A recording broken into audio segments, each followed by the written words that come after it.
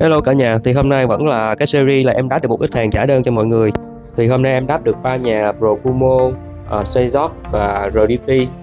Thì hôm nay chủ yếu là em trả đơn nhà Profumo đợt 1 cho mọi người. Nhưng mà em có thông báo rồi là đợt này về không có đủ, về chưa được phân nửa nữa. Mà ngược đời là những mã mà em đặt dư á, thì lại có, mà những mã mà khách đặt lại thiếu.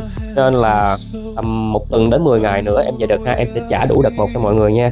Hiện tại thì cũng có dư một vài mã, mọi người cần mã nào thì cứ inbox cho em. Em sẽ trả theo thứ tự là khách nào vào trước thì em trả trước, còn những khách vào sau thì em sẽ trả vào đợt sau.